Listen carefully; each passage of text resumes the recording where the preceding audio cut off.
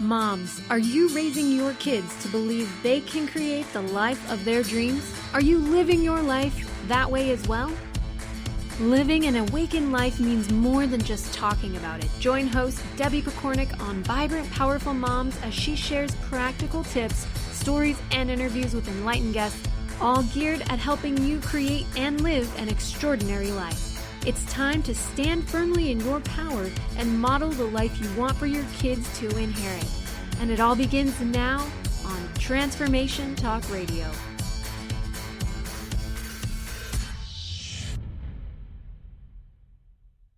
Welcome to the Vibrant, Powerful Mom Show. I'm your host, Debbie Pokornik, and my mission is to help you create a life you love at work, at home, and at play.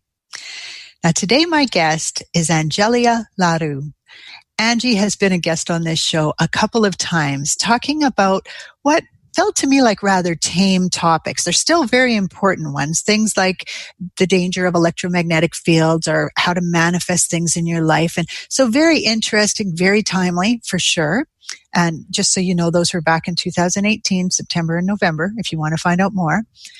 But when her and I were talking about doing another show, she made the comment that she lives life on the cutting edge of human consciousness. And I thought, I want more of that. I want to hear about that on this show. So today I'm asking her to share a no-holds-barred glimpse of some of her experiences on the cutting edge.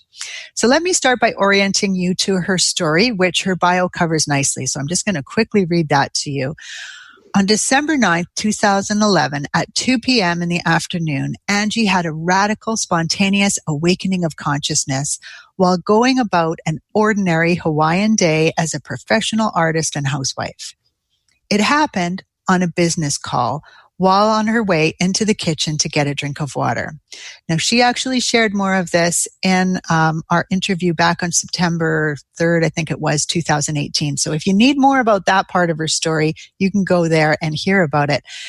But for now, I want you to know that within 3 months, her life in Hawaii abruptly ended, and she was thrust out onto the road to learn with spirit as her teacher and only 2 suitcases. She was reeling from the full explosion of psychic abilities and the sudden awareness of subtle energy, full-blown empathic skills with heavy cording to many others, and the ability to see multidimensionally, which had turned her life into utter chaos, dissolving her previous life and 20-year marriage in a rapid domino effect. No kidding. Wow. She would spend the next 3 years living out of a suitcase, navigating by the quiet whisper of spirit as she unlearned and remembered. It was a time of epic heights of bliss and depths of devastating suffering as the egoic structure was humbled and spirit retrained the body and mind. 5 years from the awakening day, she landed the whole experience on the tarmac of the 3D and began service through love to others. Can you imagine what that must have been like? Now, listeners, I want to say to you that if this is new territory to you, I encourage you to take a deep breath, relax, and see if anything resonates for you, if it strikes a chord or, stands out for you in some way, because you're listening today for a reason, and you never know what might move you forward in your own awakening. So with that said, Angie, welcome back to the Vibrant, Powerful Mom Show. Thank you, Debbie. It is lovely to be here again. And hello out there to everybody listening. It is a pleasure to be in this space with you today. I think the pleasure is all ours. So how about we start with a little description of life in the day of Angie right now. Now, I get it. I know you're a very, very busy person. You do a lot of things. So maybe just a few of the highlights from what you'd consider a semi-normal day might look like for you. So a semi-normal day might start with doing a psychic reading for somebody concerning whatever it is that they're needing some help on, a little bit of advice on, and I get that from their higher self and their angels and guides. And then maybe come the afternoon, I might be doing a psychic surgery on someone. Lately, I've been dealing with a lot of people with brain injuries. I live in a place where there's people ride bikes a lot, and bikes and cars don't go well together. So brain injuries and brain surgeries is something that seems to be quite common. Later in the afternoon, I will probably have a couple of psychic awareness development students. And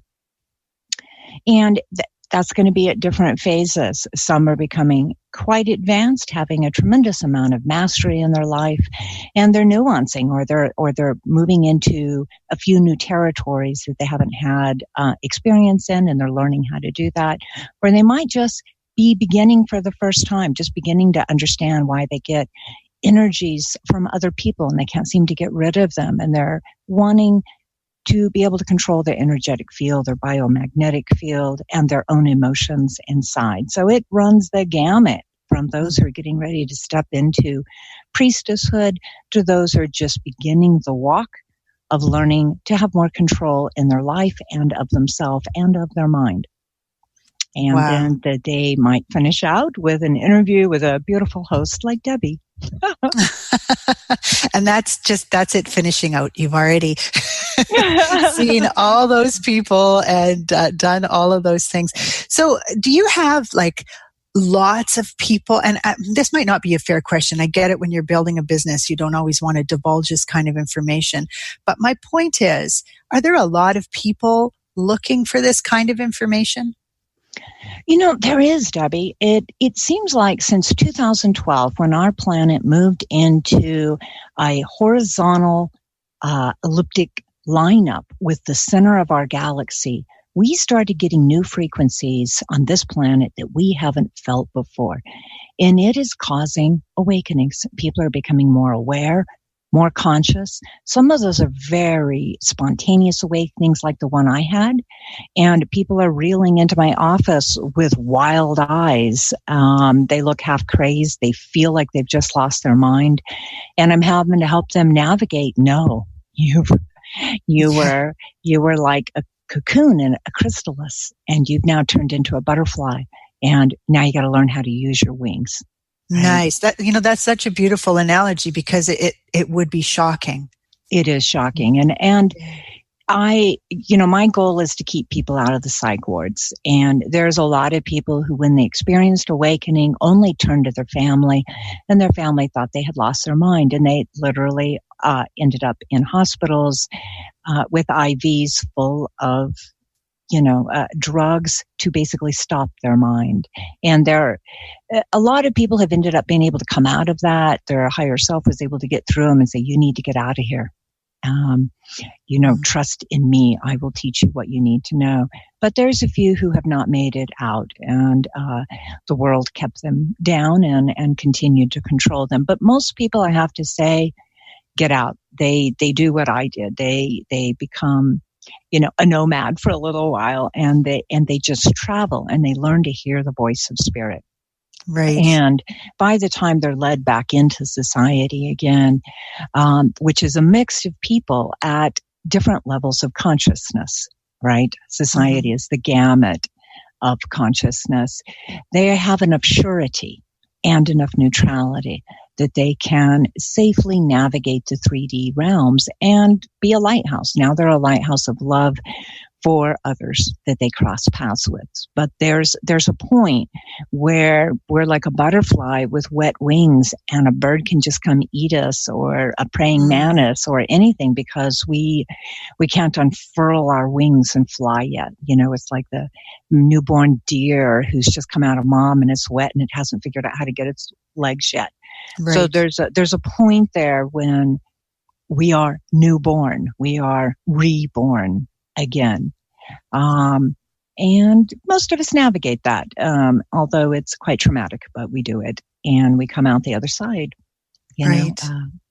Now, I actually want to ask you a few more questions about that. I'm going to hold off on them till a little bit later, but I definitely want to go there. So I'm kind of curious, Angie, about I'm thinking about all those people that are listening to you, and some are probably thinking, oh my gosh, I would not want that to happen to me. That just sounds too painful. And yet at the same time, they're curious and they can feel the pull, I guess is what I'm trying to say. So how would you compare your overall happiness now to where you were prior to awakening? Oh, my goodness. That's such a great question. First, I want to start by saying the spontaneous awakening, the 2x4, the cosmic 2x4 awakening does not happen to everyone.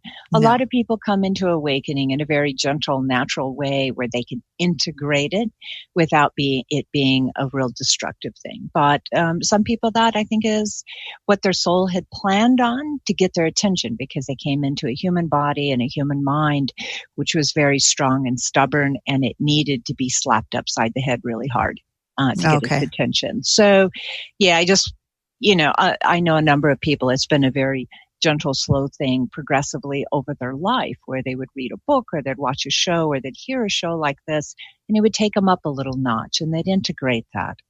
Yes. Which has been mostly my experience. Yeah. Mine has been more, oh, yeah, okay, yeah, I get it. Oh, I see this, but I really haven't been hit too many times. Yeah, right. And not the way you've been hit. Yeah, I really recommend the gentle epiphany. Yeah, gentle approach, please. Exactly, yeah. If possible, I recommend that. Yes. And the other part of your question was? About the happiness level. So how would you measure that, or how would you compare it? I think before I was living for approval, my husband's approval, society's approval, this committee, that charity event, the gallery owner. I was a professional artist, the public. I was living for other people's approval. And I was, I think, basing how I lived, how I dressed, how I presented myself, how I spoke. I was constantly wearing all these different hats and faces for these different positions. So in other words, I was acting, but I didn't know I was acting. I was just trying to fit in. Right. And also life happened to me. So all the different moods, the events, the et cetera, was life happening to me. And I felt like there was chaos. Mm-hmm. Like life was chaos, and Tuesday's good, Friday's not, and it just depended. You never knew. It was like life was a box of chocolates, and you never knew what you were going to get. Right. And now I'm not alone, and I have a team. I have my higher self, and that's a very strong relationship. And so almost everything I do, I run by them, and I find out, this is how this can play out. This is how, these are your best options. My internal guidance now is very strong. And because I'm at a different frequency and I'm in a different understanding of what life is about, what being a human is about, and what the universe is about, I don't care so much what anybody else thinks. Right. So, and that's relieved a huge amount of stress, because I'm not trying to fit in. I'm living my life from a place of truth and honesty and integrity. And that's what matters to me now. And so there's a lot more self-approval. There's a lot more worthiness. I know what I am, and what I am is phenomenally beautiful. And I can see that in other people. I see that spark in other people, and I see that potential in other people. So instead of all of us trying to scrap and scrape to make whatever kind of living and existence we can on this planet, I see phenomenal creative potential and divinity. I actually see God in other people. Right. Nice. And that changes the whole experience of being. Absolutely. And I mean, even for me, I have found that has been the biggest change, is that I feel so much more loving towards myself, towards others, towards even situations that arise. I'm much more in that place of curiosity, or isn't that interesting? Like, what's that about? Rather than that immediate sense of, oh, great. Now that, Yeah, the judgment is gone. The polarity is gone. We're much more coming from a place of neutrality, and acceptance and compassion than we are from judgment, having to take a stance, having an opinion on one side or the other. Like the binary aspect is not, it's greatly diminished. Yeah, it's that sense that we're doing things wrong. If something doesn't work out exactly the way we wanted it, that we somehow failed, that, it's that measure, good, bad, Exactly. And you're right. It really changes things. So we started experiencing more from a viewpoint of oneness than a viewpoint of duality or a binary viewpoint. Yep. And that fills in a lot of gaps for us, doesn't it? It does. It sure does. We start coming in wholeness with ourselves and all the aspects of ourselves. Nice. Well, I just really wanted people to hear that if they're struggling, if they're feeling miserable or stuck or unhappy, or even if they're feeling happy with life, but not really, and then they feel guilty because they're not as happy as they should be for all that they have, that awakening is a beautiful way to start changing that. So in line with that, how do you suggest a person start awakening that isn't, they haven't had the spontaneous type of awakening and they don't want to. So, what, if you were to give, say, one little suggestion, what would be that one suggestion? Increase your quota of love. That's what awakening is based on. The more you move into love for everything, the tree, the sky, your child, your spouse, your society, your country, every aspect that you can, the more you move towards awakening in a very gentle way. So increasing your frequency, and that means being discerning. And I hate to say that because we all have that family member who's caught in the victimhood state, or that girlfriend who is just struggles to find anything positive about her situation in life, her interactions, or anything that happens with her. But as long as we are connected with people, especially in our inner circle, that are fully sconced in the fearful victimhood side of the equation, of when we look at it from a binary viewpoint, they do keep our frequency lower. So we need to be discerning about the movies we watch, the shows we listen to, the people that are around us, the very energy in the air. We want, we would not deliberately go into a dive bar, some scary, dark place, right? Because we could get hurt. And we need to think about that too in terms of how we live our life. And if a person feels that calling deep inside, to connect with the divine, and they have a boss or a coworker who just is utter complete misery, and everything that comes out of their mouth, they're having to recover themselves from, it's okay to change jobs.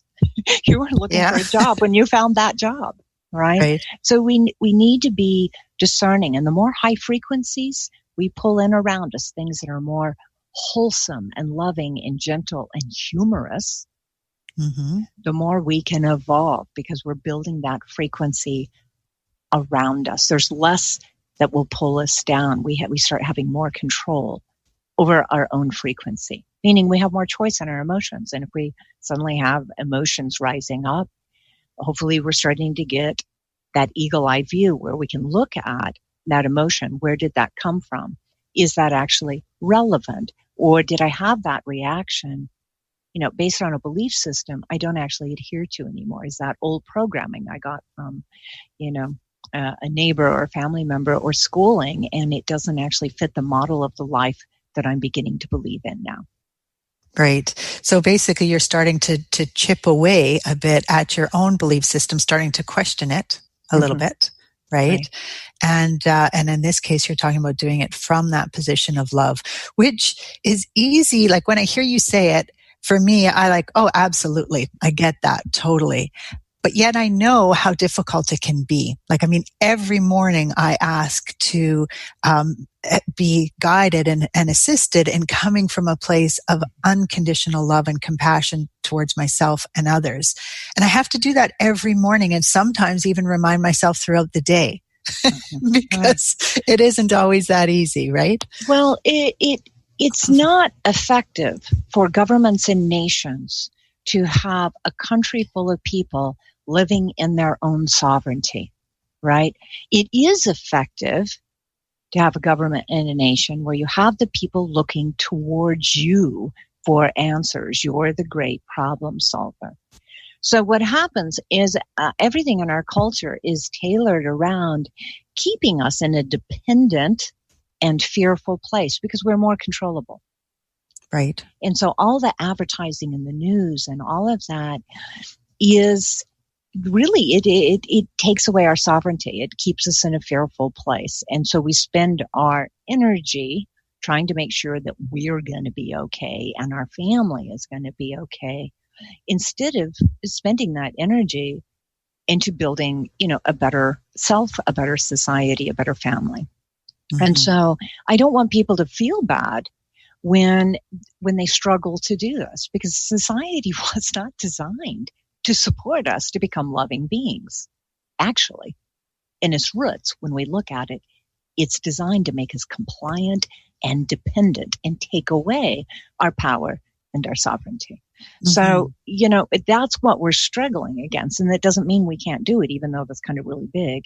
We can cut out the news. We can cut out the advertising. We can, I accidentally on YouTube the other day caught some, and I haven't heard it for months, and I caught some ad for some medicine, and they were deliberately telling me it would fix my life. It'd make me feel better. It was showing me pictures of, beautiful sunny beaches and walking with my lover hand in hand, mm-hmm. and then at the end, really super quick, it was telling me all the side effects. So, and it was like, if you're willing just for a little bit of joy, to gamble these side effects of a crashed liver, heart attack, possible suicide, depression, et cetera, we'll give you this little slice of paradise. And it was like, oh my gosh, I bet there's people who would buy that. They would play Russian roulette with prescription. Absolutely. Right? Absolutely. Yeah. And I think it used to be more subtle. It's not so subtle anymore. And it's so interesting to me because while society is causing anguish, our relationships, on the other hand, are actually a gift to help us evolve the way we've come here to evolve. At least that's what I believe, and that's what I've been led to believe. Yeah. So it's so important that people recognize that there is society at large, which we're all part of. And so we play a role in that. And by listening to it, buying into it and all that, we actually add to it. And then there are our relationships, and they're two very separate things. Mm-hmm. So I don't know if you've noticed, but we are like almost out of time. Oh, and goodness. we didn't talk about you going to Saturn or talking with the Plaeidians or riding on a dragon or any of these incredible things that I was really hoping to get to. So let me flip ahead here, and I want to give you a moment to talk about how you work with people now and how someone might become a client. But before you do, let me just tell people how to get more information about you. Okay? All right. So you can find out more about Angie and check out her awesome products at crystalarrays.com. That's CRYSTALARRAYS. So Crystal Rays, R-Rays, I guess you'd say it, .com. And I have to tell you, I have several of her orgone generators around my house. That's a very physical piece that helps to protect from electromagnetic stuff and, all that. And I love them. I have one in my purse, one in my car, so on and so forth. So I really encourage you, go to her site, check out the things that are there. And oh my gosh, Angie, I want to say, first of all, thank you so much for coming back on the show and being so open with us, because I so appreciate the path that you're blazing for us all. And now in the 30 seconds or so that we have left, what can you say about how people might work with you, or whatever you feel inspired really to share? A really gentle way and lovely way to begin the evolution of consciousness is through receiving frequencies. I'm a crystallogist. I work with crystals. They put out energy, which is pure energy. It can be programmed to certain hertz. The frequency of love is 528 hertz. And we've been able to put these into digital downloads. So frequency can be delivered just like how radio stations, how you receive your radio or how you're receiving this program. This is just frequencies moving through the air. These are available on my website, crystalarrays.com. An array is a pattern or a circuit. An array can be a circuit. And there's a free one that I've put up there for y'all. You'll find under the shop button, you can download just a little snippet. It's not the full experience. It's only about 12 minutes. A full crystal array is about 25 minutes, but you can try a free sampling. And that on certain radio shows, there's a 12-pack of these full arrays, which is available. And that will give me the opportunity to put you on my mailing list so you can find out where those are. They're not available on my website, and I'm sorry for that. They may be someday. But receiving these crystal energies is a very gentle way to begin the reprogramming, to program yourself more towards love and compassion and away from, fear and being controlled, influenced by the world. Awesome. Well, thank you again, Angie, so much. And thank you to you, all of our listeners. You are so appreciated. With much respect for you and the journey you are on, this is Debbie Pokornik and her guest, Angelia LaRue, wishing you a vibrant and powerful day. You've been listening to Vibrant, Powerful Moms with host Debbie Pokornik. If you've enjoyed this show, please share it with others to help spread the love. To find out more about Debbie, pick up free offers from the show, and listen to previous episodes, visit vibrantpowerfulmoms.com.